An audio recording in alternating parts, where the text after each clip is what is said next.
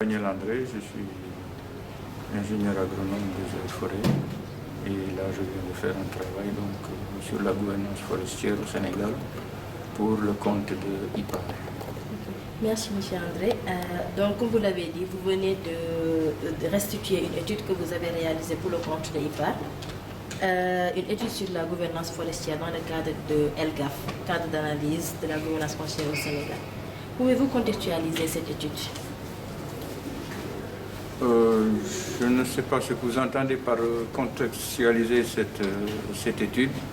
Ce que je peux dire, c'est que il y a un grand document qui part en charge qui concerne la gouvernance forestière.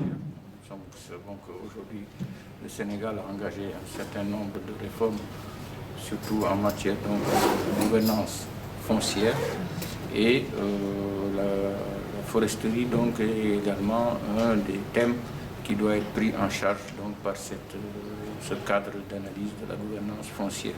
C'est dans ce cadre-là que nous avons fait cette étude-là sur la gouvernance forestière. Ok. Et quels sont les enjeux et défis de la gouvernance foncière au Sénégal? Les enjeux et les défis, vous savez, depuis 1996, le Sénégal s'est vraiment engagé dans le processus de décentralisation avec la loi 96 de 1996 qui porte le Code des collectivités locales. Depuis lors, cela a donné un certain nombre de responsabilités aux collectivités locales. Donc c'est dans ce cadre-là qu'il faut faire maintenant, aujourd'hui, que nous allons entrer dans l'acte 3 de la décentralisation, de faire un peu une évaluation de ce qu'a pu apporter ce transfert de compétences au niveau des collectivités locales.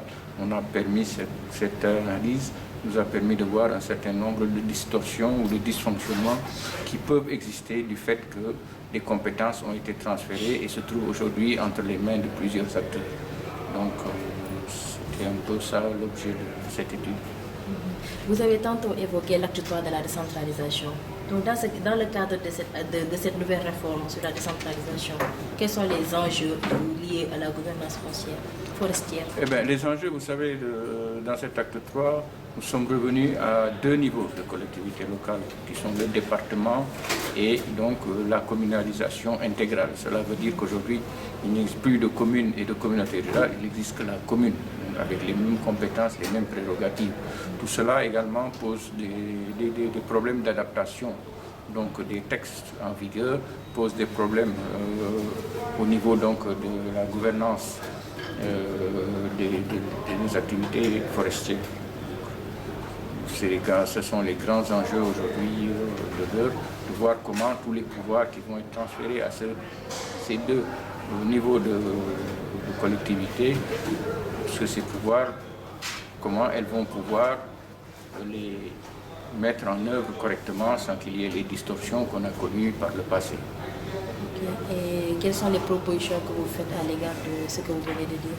Éviter ces distorsions? Mon rôle n'était pas d'éviter ces distorsions. Mon rôle était plutôt de poser, de faire une analyse de la situation actuelle. Il appartiendra aux autorités qui en ont la compétence de voir comment elles vont mettre en œuvre cette analyse pour pouvoir justement proposer, faire des propositions concrètes. Ce n'était pas mon rôle. Ce n'est pas ce qu'on m'a demandé.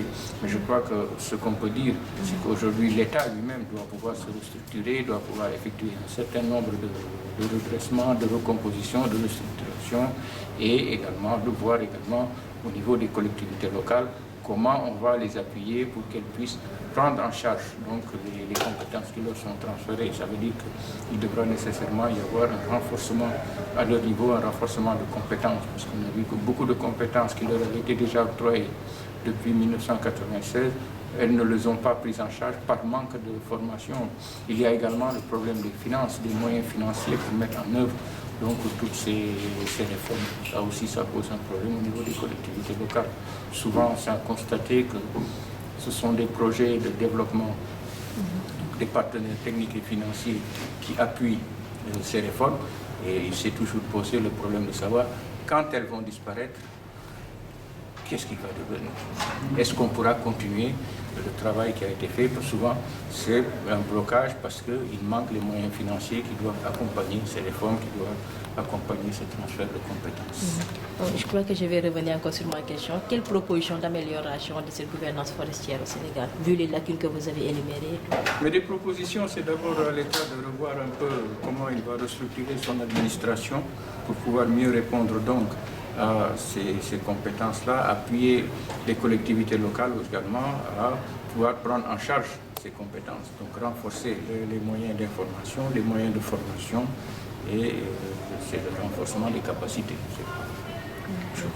Merci, M. André. Pas vous remercier. Je vous en prie. Merci beaucoup. Merci.